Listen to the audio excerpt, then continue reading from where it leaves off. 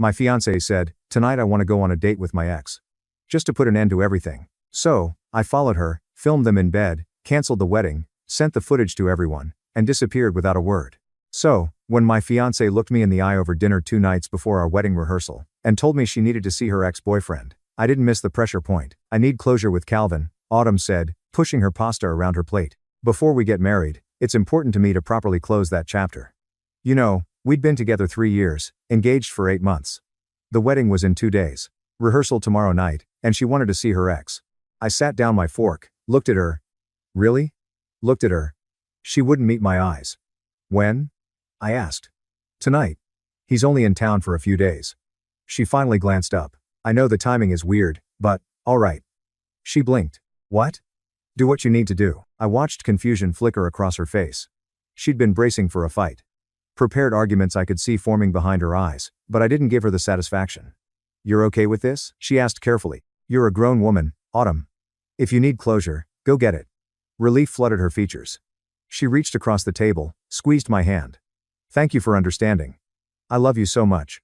This doesn't change anything between us." "I know," I said. She kissed me at the door around 9 p.m., already texting someone. Him probably told me not to wait up. Then she was gone. Heels clicking down the hallway to the elevator. I waited exactly 5 minutes. Then I grabbed my car keys, phone, and portable charger. I'm an engineer. I believe in verification. Following someone is easier than movies make it look. You just stay 3 cars back and don't do anything stupid. Autumn drove to Marcello's Italian place downtown. Intimate lighting. The kind of restaurant where you go for dates. Not closure. I parked across the street. Watched through the front window. Calvin was already there. Mid-30s, decent suit, the kind of guy who probably describes himself as an entrepreneur. They hugged when she arrived. Not a friendly hug. A long one. His hand on the small of her back, her face buried in his shoulder. They sat at a corner table. Ordered wine. She laughed at something, he said, touched his arm. He leaned in close when he talked. "That's not what closure looks like." I sat in my car for 90 minutes, watching them through that window. My phone kept buzzing. Text from my best man Quincy asking about tomorrow's timeline, my mom asking if I was nervous. I ignored all of it. At 10:10 p.m., they paid the check. Walked out together. Got into his car. I followed. The Grandview Hotel is one of those boutique places with more privacy than security. I watched from the parking lot as they walked into the lobby together. Watched Calvin gesture to the front desk. Watched the clerk hand over a key card. Room 314. 3rd floor. I sat in my car for 30 minutes. Thought about leaving, thought about all the reasons this might be innocent. Came up with exactly 0. Then I crossed the parking lot and took the stairs to the 3rd floor. The hallway was empty. Room 314 was halfway down and the curtains were cheap. The kind with gaps if you don't close them perfectly. They hadn't closed them perfectly. I stood outside that window for 3 minutes. My phone camera captured everything I needed. Not graphic, just definitive. Clothes on the floor. 2 people in bed. Autumn's face visible in profile, his hand in her hair. The timestamp glowed in the corner of my screen. 11:13 p.m. I backed the footage up to 3 cloud accounts before I even got back to my car. Downloaded it to a flash drive I kept in my glove box. Then I drove home. Our apartment was dark, empty. I sat at the kitchen table with my laptop and started making a list, a very specific list. At 4:13 a.m., I heard her key in the lock. She tiptoed inside, stopped when she saw me sitting there on the couch, laptop open, fully dressed. "Baby, you're still up." I closed the laptop calmly, just going over some wedding details. Couldn't sleep, too excited. Her whole body relaxed. She crossed the room, kissed my forehead. "Me, too. I love you so much." "I know," I said. She disappeared into the bedroom, humming softly. Happy, I looked back at my laptop screen. The draft email to the venue coordinator was still open. "When Autumn reaches the altar, give her this envelope. Tell her it's from me. Make sure she opens it there in front of everyone." I hit send. I didn't sleep. Didn't see the point. Instead, I spent the next 4 hours finalizing everything. By the time the sun came up, I had a plan that would have made my project managers proud. Every variable accounted for, every contingency covered. Autumn's alarm went off at 9:30. I heard her moving around in the bedroom, getting ready. I was already dressed, coffee in hand, standing by the door, heading out early. She called from the bathroom, meeting with the caterer. I said, "Last-minute details. See you at rehearsal tonight." She appeared in the doorway, hair messy, wearing one of my old t-shirts. Smiled at me like she hadn't spent half the night in another man's bed. "Love you," she said. "Love you, too." I meant it when I said it 3 days ago. Now, the words tasted like copper. The venue coordinator's name was Stephanie. I'd met her twice during planning. Efficient, professional, the kind of person who didn't ask unnecessary questions. I found her in her office at the Belmont estate going over seating charts. Hugo, everything okay? I need a favor. I pulled out an envelope. Inside was the flash drive and a handwritten note. Tomorrow, when Autumn gets to the altar, I need you to give her this. Tell her it's from me. Stephanie frowned. I don't understand. You'll be right there. I won't be. I set $800 on her desk. This is for your discretion. Make sure she opens it at the altar in front of everyone. That's the only instruction that matters. She stared at the money, at the envelope, at me. Hugo, do we have an agreement? She hesitated, then pocketed the cash. Yeah, we do. Next stop, my landlord's office. I terminated our apartment lease effective immediately. Lost the security deposit, $2,400 down the drain.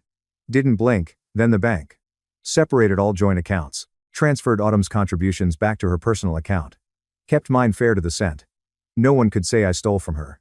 By 2 p.m., I was at our apartment with 2 suitcases and 3 boxes.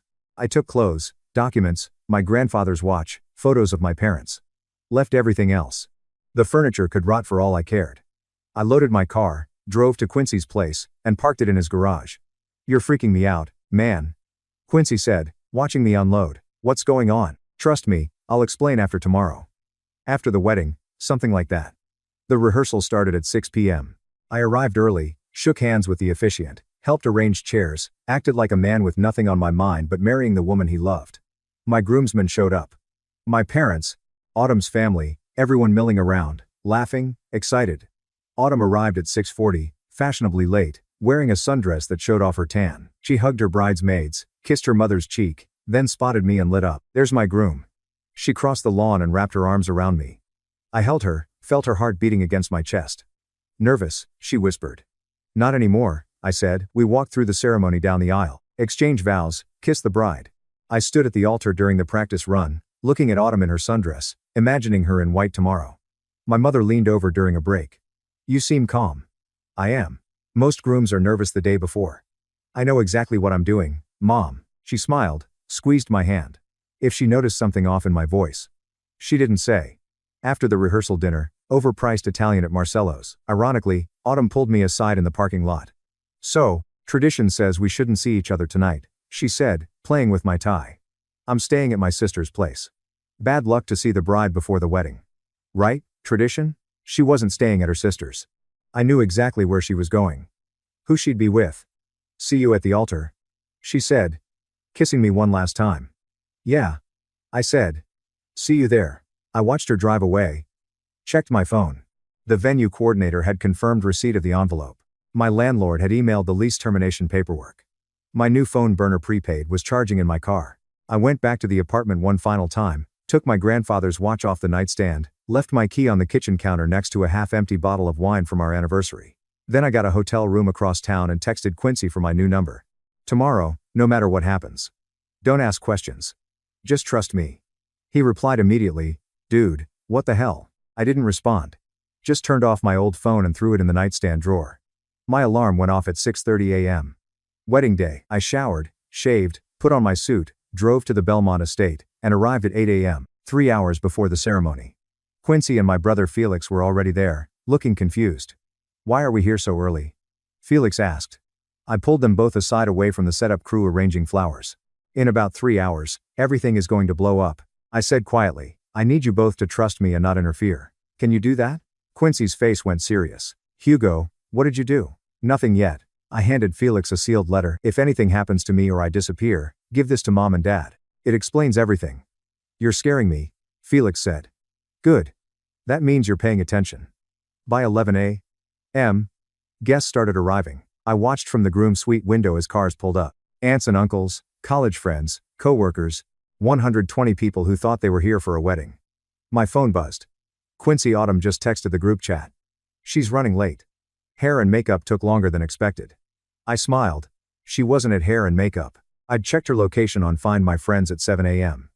Still at the Grandview Hotel, room 314, she was waking up in Calvin's bed right now, scrambling to get ready, probably laughing about cutting it close. I turned to Quincy. Is everything set up at the altar? Yeah. The officiant has his notes and Stephanie said she has your envelope. Good. My phone buzzed again. Text from an unknown number. Ready when you are. Mr. H. Wait. Wrong name. Mr. Reeves, the photographer. I'd paid him double to document everything that was about to happen. At 12:15 p.m., I got the text I've been waiting for. Bride has arrived. Getting dressed now. I looked at myself in the mirror one last time. Straightened my tie. My hands were steady. Quincy appeared in the doorway. It's time. They're about to start seating people. I know you coming. In a minute. He left. I heard the string quartet start playing outside. Heard guests murmuring, taking their seats. I picked up my phone and sent one final text to Stephanie. Remember. Make sure she opens it there. 3 dots appeared. Then I remember I walked out of the groom's suite, but I didn't go to the altar. I went to my car, parked in the back lot, got in, started the engine. At 12:32 p.m., I heard the bridal chorus begin playing from inside the venue. I put the car in drive and pulled out of the parking lot. In my rear-view mirror, I could see the Belmont estate getting smaller. Somewhere inside, Autumn was walking down the aisle in her white dress, smiling at guests, looking for me at the altar. She was about to find something else instead. My phone buzzed one more time. Quincy, where are you? I didn't answer. I was already 90 miles away when Autumn reached the altar and Quincy handed her that envelope. I'm on Route 36, heading toward Boulder. When my phone starts losing its mind, Quincy's calling, then Felix, then my mom, then numbers I don't recognize. Probably Autumn's family. I silence it and keep driving, but I can't help myself. At a red light, I check the group chat. Quincy, dude, where the hell are you? Felix, Hugo, this isn't funny. Quincy, Autumn's at the altar. She's looking for you. What do I tell her? I don't respond. The light turns green. My phone rings again. This time it's Stephanie, the venue coordinator. I almost don't answer, but something makes me pick up. It's done, she says quietly. I gave her the envelope and she's opening it now. I can hear chaos in the background. Voices. Someone crying. Thank you. I say, and hang up. I pull over at a rest stop. Sit there with the engine running, staring at my phone. It's 12:48 p.m. The messages keep coming. Felix. What did you do? Quincy. Oh my God. Quincy. Hugo. Quincy. Everyone just saw. Then my mom. Hugo. Please call me. Please. What's happening? I close my eyes. Picture it, Autumn walking down the aisle on her father's arm. White dress trailing behind her. Flowers in her hair. The string quartet playing. Guests standing, smiling, cameras out. She reaches the altar, scans for me, confusion crosses her face. Quincy standing there in his groomsman suit, pale, holding an envelope. Where's Hugo? She asks. He doesn't answer. Just hands her the envelope. He said to give you this. Her hands shake as she opens it. Inside a flash drive and a note, she reads the note aloud without thinking. Voice trembling. Play this. Everyone deserves to know the truth. Someone, her mother probably stands up. Autumn, what's going on? Quincy's already setting up the laptop, the one I made him hide under the altar flowers. He's not happy about it, but he's doing it because I asked him to, because somewhere deep down he knows I wouldn't do this without a reason. Hugo left instructions. Quincy says quietly. His voice probably cracks. He was supposed to be my best man, not my messenger. Autumn inserts the flash drive. The screen comes to life. My phone buzzes. Text from the photographer. Got everything. You weren't kidding. Another buzz. Unknown number. This is Autumn's sister. You're a coward. Another. My dad. Son. We need to talk. Where are you? I watch them roll in. Don't respond to any of them. Quincy. Her mom is screaming. Quincy. Her dad just stormed out. Quincy. My mom is crying. Quincy. Dude, half the guests are leaving. Quincy. Autumn's on the ground.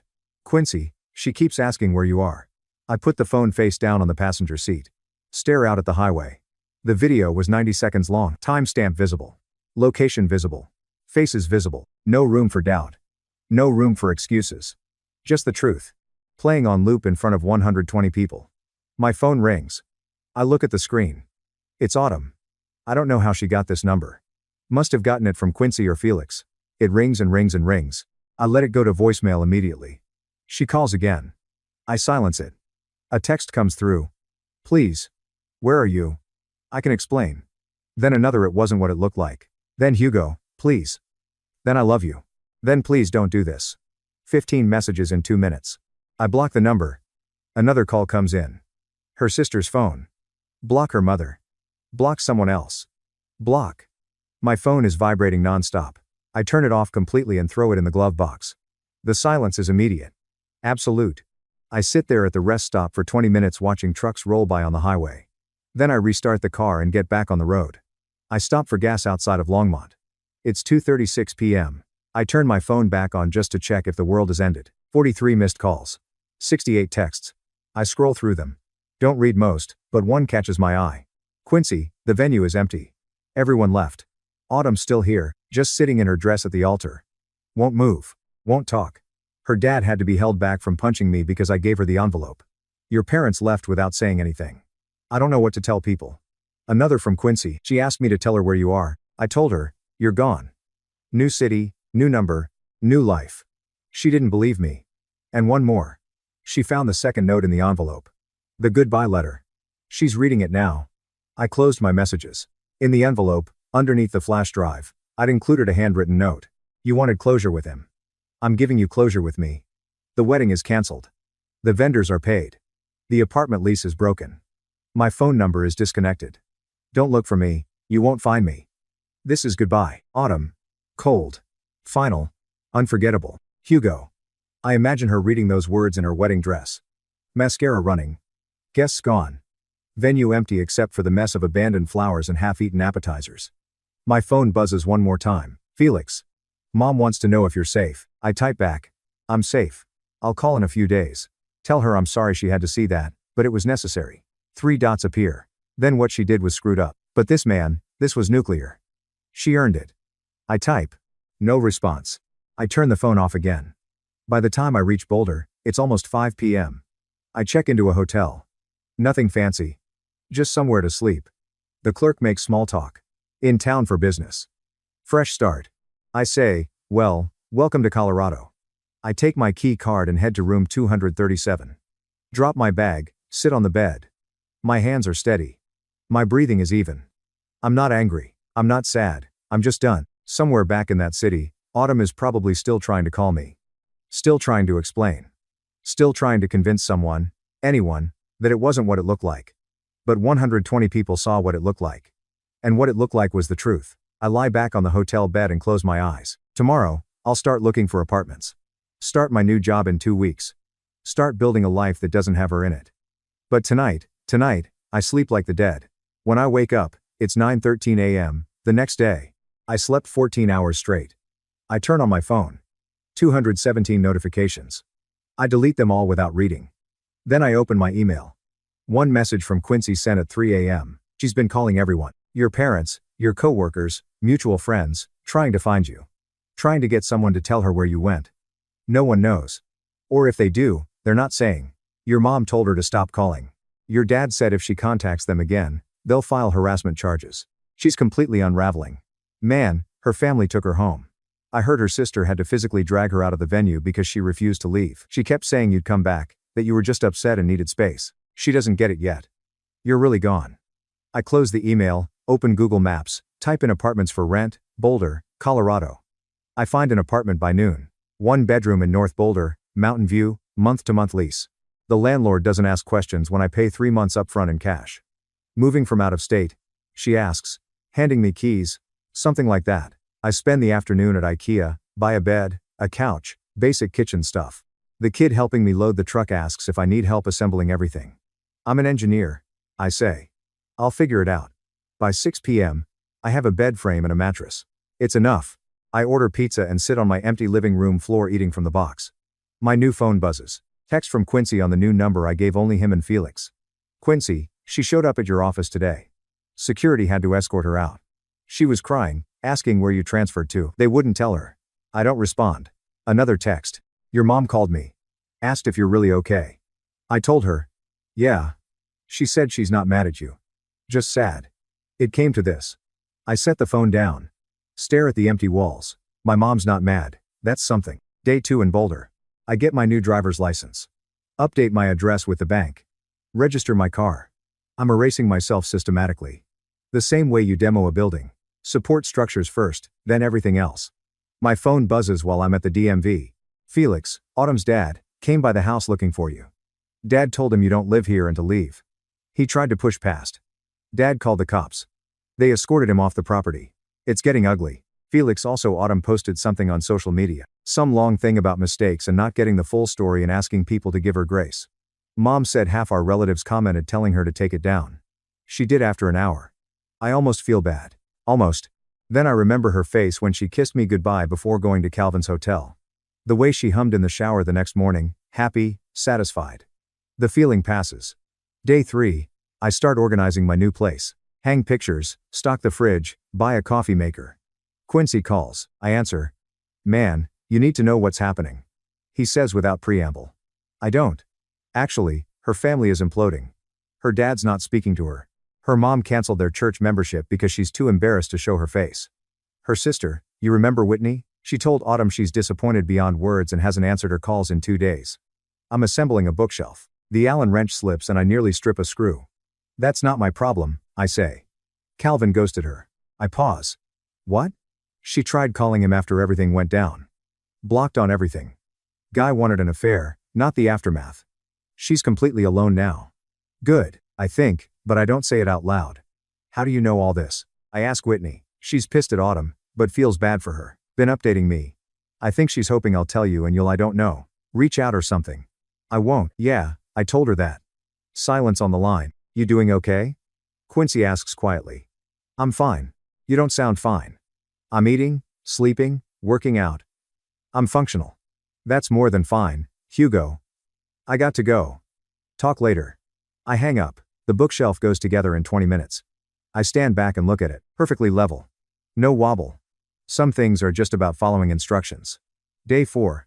I go for a run. 5 miles through boulder trails. Mountains in the distance. Air so clean it hurts. I come home and check my old email, the one I haven't deleted yet. Just stop checking. 47 unread messages from Autumn. Subject lines. Please read this. I'm so sorry. Can we talk? I'm begging you. I need help. I hover over the delete button. Hesitate. Open one. Just one. Hugo, I know you won't read this, but I have to try. I don't know what to say except I'm sorry. I'm so sorry. I don't know why I did it. I don't have an excuse. Calvin texted me and I don't know. I felt something and I chased it and I destroyed everything. Everyone hates me. My family won't talk to me. My friends are gone. I lost my job.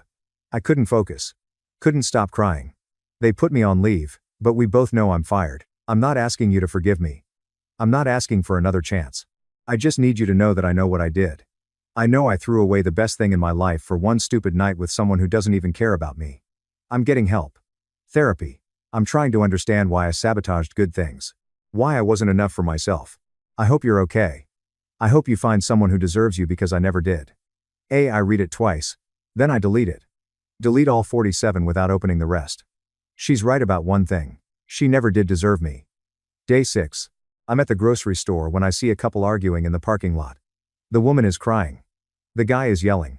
She's apologizing over and over. I walk past them, load my groceries, drive home, but something about it sticks with me. That night, I can't sleep. I lie in bed staring at the ceiling thinking about the last time Autumn and I fought.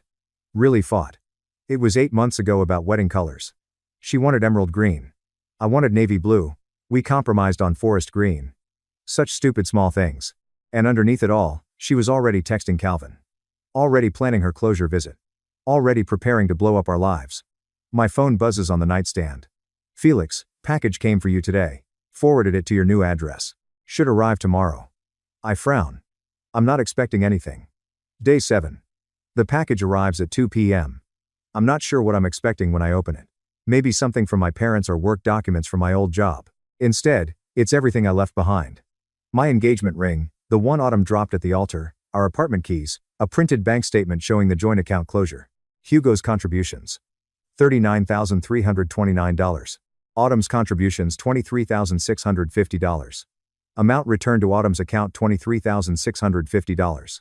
Exactly. Not a penny more or less. And a receipt $1,200 donation to a domestic violence shelter. The amount I would have spent on my wedding band. Paper clipped to it as a handwritten note in my writing. Words I don't remember writing. Probably at 3 a.m. In that hotel room. I gave you 3 years. You gave me clarity. We're even. I stare at the package contents spread across my kitchen counter. I don't remember packing these.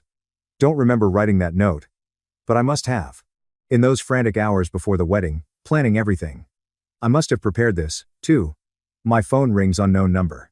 I answer without thinking. Hugo. Autumn's voice broken. Raw. I freeze. I just wanted to hear your voice, she whispers. I'm not asking for anything. I just needed to know you're real, that you're out there somewhere. Silence.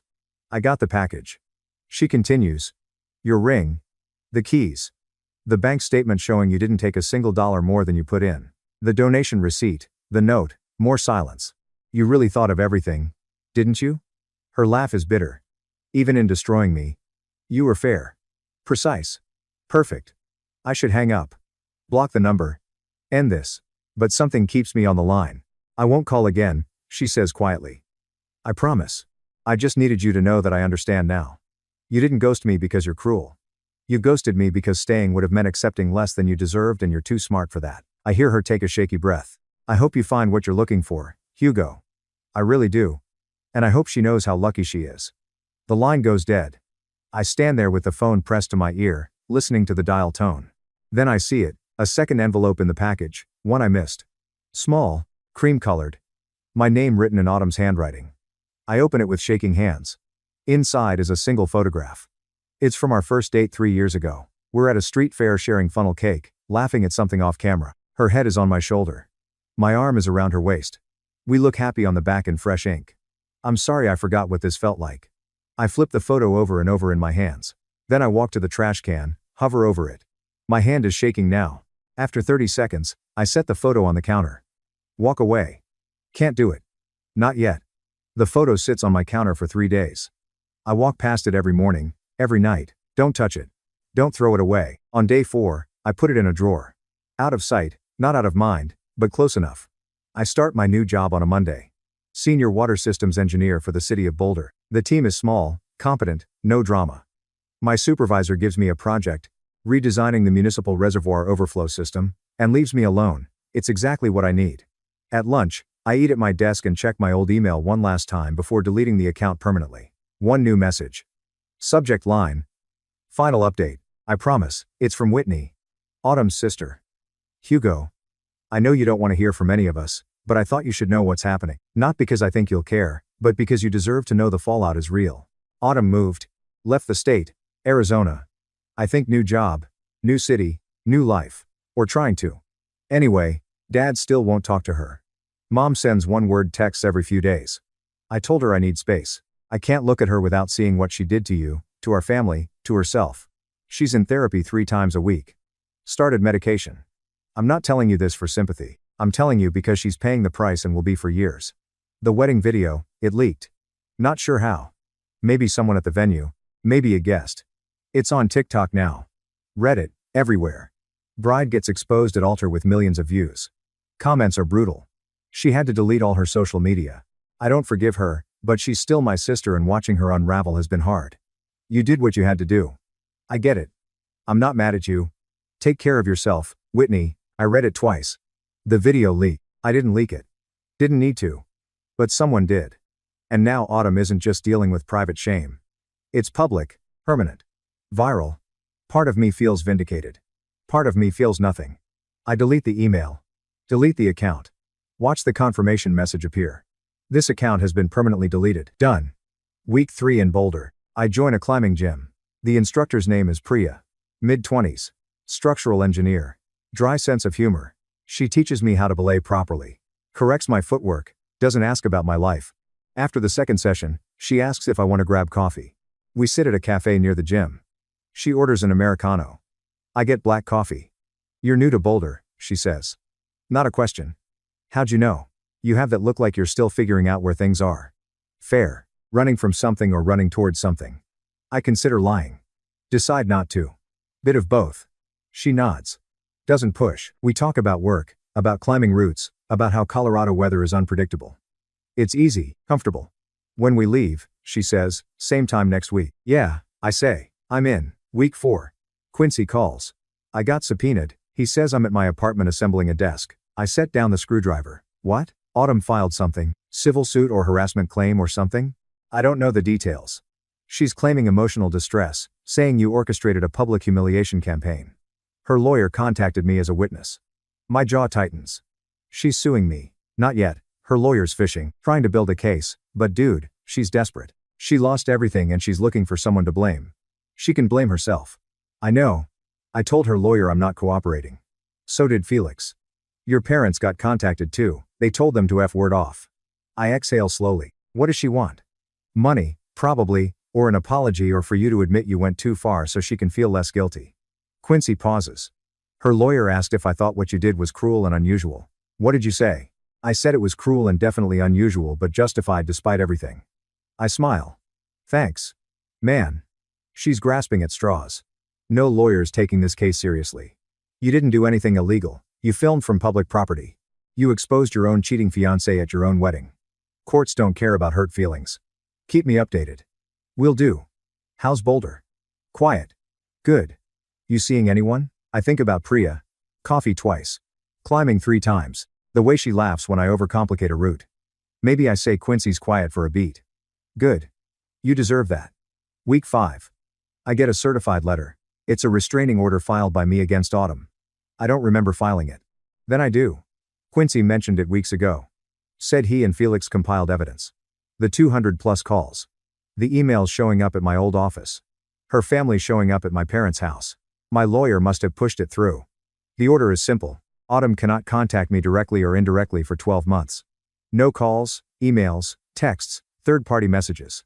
If she violates it, legal consequences follow. There's a note paper clipped to the document, handwritten. Hugo thought, you should know this is finalized. She was served yesterday. Her lawyer tried to fight it, but the evidence was overwhelming. You're protected now. She can't reach you even if she tries. Your attorney. I file the document in my desk drawer next to the photo I still haven't thrown away. Week 6, I'm at the climbing gym when Priya asks me out. Dinner, she says, adjusting her chalk bag. Actual dinner, not coffee, like a date. Unless you're opposed to those, I hesitate.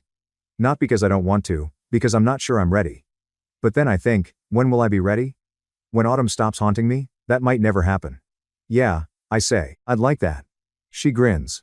Saturday, I know a good sushi place. I'll be there. Saturday comes. I'm getting ready. Shower, shave, clean shirt.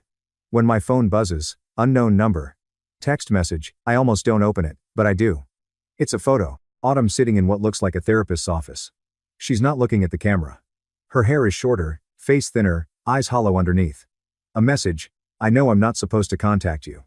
I know this breaks the restraining order. I don't care anymore. I just need you to see what you did to me. I need you to know that I'm destroyed. That every day is hell. That I wake up and the first thing I remember is that I ruined my life. I need you to carry that because I can't carry it alone anymore. My hand clenches around the phone. Another message. You won. Okay, you won. I lost everything. My family, my friends, my job, my future.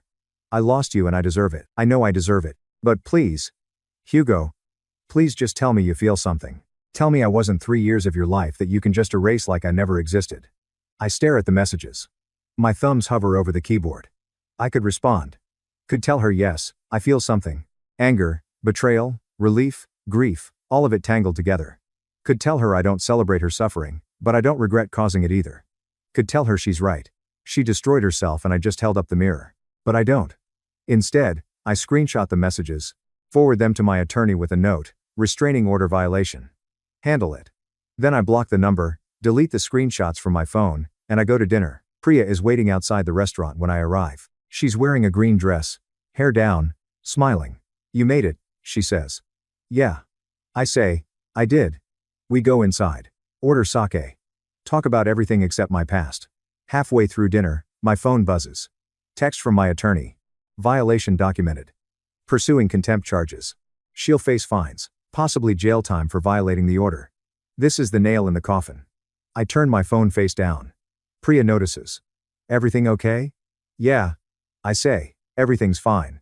And for the first time in 6 weeks, I mean it. But later that night, alone in my apartment, I open the drawer, take out the photo from our first date, look at it one last time. The two of us, young and happy and oblivious to what was coming. Then I tear it in half and throw both pieces away. 3 months later, I'm standing on a climbing wall 40 ft up when Priya shouts from below. You're overthinking it. Just trust the hold. I shift my weight, reach for the next grip, and pull myself up. My fingers find purchase. The wall doesn't care about my past. It only cares if I'm strong enough to keep climbing. I reach the top, ring the bell, rappel down. Priya is grinning when I land. You're getting better, good teacher, I say, good student. She kisses me. Quick. Casual. Natural. We've been dating for 2 months now. Nothing serious yet. But it's heading that direction. She knows I came from something messy. Doesn't know the details. Doesn't need to be, she asks. Yeah, let me change. In the locker room, I check my phone. Email from my attorney, Hugo. Final update on the contempt case. Autumn plead guilty to violating the restraining order. Judge imposed $5,000 fine and extended the order to 3 years. She's also required to attend court-mandated counseling. Her attorney tried to argue emotional distress, but the judge wasn't sympathetic, said she made her choices and has to live with the consequences. You're fully protected now. She can't contact you until 2029. If she tries, it's immediate jail time. Consider this case closed. I read it twice. Feel nothing, no satisfaction, no guilt, just acknowledgement. I delete the email and head out. That night, Priya and I are at her apartment watching a documentary about free solo climbers. When she asks the question, who was she? I pause. Who? The woman you left behind. She mutes the TV. You don't have to tell me, but I can tell there's someone. The way you flinch when your phone buzzes. The way you're careful about letting people in. I'm quiet for a long moment. Her name was Autumn. I say. Finally, we were together 3 years. Engaged. Wedding was planned. What happened? She cheated. Night before the wedding rehearsal. I found out. Left evidence at the altar instead of showing up. Priya's eyes widen. You ghosted her at your own wedding. Wasn't much of a wedding without a groom. Holy crap, she's quiet processing. That's intense. She earned it. I don't doubt that. Priya turns to face me fully. But you're okay now? Like actually okay. I think about it. Really think about it. 3 months ago I couldn't sleep without seeing Autumn's face. Couldn't eat without remembering dinners we shared. Couldn't exist without the betrayal playing on loop. Now I sleep fine. Eat fine. Exist fine. Yeah. I say I'm actually okay. Good. She kisses my cheek because I like you, Hugo. And I don't want to compete with a ghost. You're not. I promise. And I mean it. The next morning, I'm at my desk working on reservoir calculations when Quincy calls. Saw the news, he says. Contempt charges stuck. Yeah, how do you feel? Honestly, nothing. It's just over. Good. Because I have actual news. He pauses. I'm engaged. I blink. What? To who? Remember Melissa from college? We reconnected at a mutual friend's wedding, ironically. And it just clicked. Proposed last night. Quincy, that's amazing. Congratulations. Thanks, man. And listen, I know things ended badly with your wedding, but I'd like you to be my best man. If you're up for it, I smile. When? Next spring. Small ceremony. Just close friends and family. I'll be there. Awesome. He laughs. Maybe this time we'll actually get through the ceremony without drama. Here's hoping. After we hang up, I stare out my office window. Mountains in the distance. Clear sky. Fresh start. I'm going to stand up at another altar, watch another couple get married, and I won't be bitter. Won't be angry because I'm not that person anymore. That weekend, Felix calls. Mom wants to know if you're coming home for Thanksgiving. Am I welcome? Are you serious? You're her son. Of course, you're welcome. He pauses. She's proud of you. You know, for handling everything the way you did. For not falling apart. I did fall apart. Just not where anyone could see. Well, you're put back together now. That's what matters. I'll be there for Thanksgiving. Good. And Hugo? Yeah. Autumn's parents won't be there. Mom uninvited them last month. Said after what their daughter did, they're not family anymore. I close my eyes. She didn't have to do that. She wanted to. Said you're her priority. Not them. Tell her thank you. Tell her yourself at Thanksgiving. 3 weeks later, I'm back home. My parents' house looks exactly the same. My mom hugs me at the door, holds on a little too long. You look good, she says. Healthy, I am. Dinner is normal. Felix talks about his promotion. Dad complains about politics. Mom asks about Boulder, about my job, about whether I'm seeing anyone. I say, her name's Priya. She's an engineer. Mom smiles. I'd like to meet her sometime, maybe Christmas. After dinner, Dad pulls me aside on the porch. I'm sorry you had to go through that, he says quietly. What she did to you. No one deserves that. I survived. You did more than survive. You handled it with dignity. He grips my shoulder. I know people think what you did was harsh, but you showed everyone who you are. Someone who doesn't accept betrayal. Someone who knows his worth. I'm proud of you. My throat tightens. Thanks, Dad. We stand there in the cold November air, not saying anything else. Some things don't need words. December arrives. I'm in my apartment wrapping Christmas presents for Priya when my phone buzzes. Email from Whitney Hugo. I'm not breaking the restraining order. I promise. But I thought you should know Autumn's doing better. Not great, but better. She's working as a sales associate at a department store in Phoenix, living in a studio apartment, going to therapy, trying to rebuild. She doesn't talk about you anymore. I think she finally accepted that you're gone, that she can't undo what she did. I'm not asking you to forgive her. I'm just telling you she's learning to live with the consequences. I hope you're happy. Hugo. You deserve it, Whitney. I read it once, then I closed the email and delete it. Autumn's rebuilding. Good for her, but she's not my problem. Not my responsibility. Not my concern. She made a choice, I made mine. We both have to live with it. Christmas Eve, Priya comes to Boulder to meet my parents. It goes well. My mom loves her. My dad grills her about her work. Felix asks if she's got any single friends. After dinner, Priya and I walk through my old neighborhood. Snow is falling light and quiet. Your family's nice. She says they are. Your mom told me what happened with your ex. I tense. What did she say? That you were engaged to someone who didn't deserve you. That you walked away with your dignity intact. That she's glad you found me. She said that. Yep, Priya squeezes my hand. And for what it's worth, I'm glad you found me, too. I stop walking, turn to face her. I'm not perfect, I say. I've got baggage, trust issues, a tendency to overthink everything. I know, and I might always be a little guarded, a little careful. I know that, too, but I'm working on it. And I'm here, fully here, she smiles. That's all I need. We kiss in the snow, and for the first time in months, I don't think about autumn. I think about this about now. About the future that's unfolding exactly the way it should.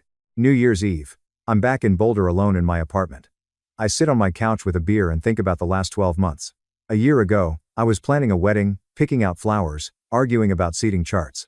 6 months ago, I was standing in a parking lot watching my fiancée walk into a hotel with another man. 3 months ago, I was tearing up a photograph and throwing away the last piece of a life I'd built. Now I'm here alive, functional, happy, even. I don't regret how I handled it. Not the following, not the recording, not the altar reveal, not the ghosting. Some people think I was too harsh, too cold, too final. But I did what I needed to do to protect myself, to preserve my dignity, to show Autumn and everyone else that I know my worth. She wanted closure with her ex before marrying me. I gave her closure with her future instead. Cold. Final, unforgettable, and now I have mine. I'm not the villain in this story, I'm not the victim either. I'm just the guy who saw the truth, acted on it, and walked away without looking back. No second guessing. No what ifs, no regrets. She made her choice. I made mine. Fair trade. My phone buzzes. Text from Priya. Happy New Year, can't wait to see what this year brings for us. I smile and type back. Me neither. Then I set down my phone, finish my beer, and walk to the window. The mountains are dark against the night sky. Snow is falling again. Behind me is the past. The betrayal. The wedding that never was. The woman who threw away everything for one night with someone who didn't matter. Ahead of me is the future. A new city. A new job. A new relationship with someone who sees me for who I am. I don't know where it's going. Don't need to. For now, this is enough. I'm free, I'm whole. I'm moving forward. And I'm never looking back again. Thank you so much for watching until the end. If you really like our videos, please don't forget to like, share, and subscribe.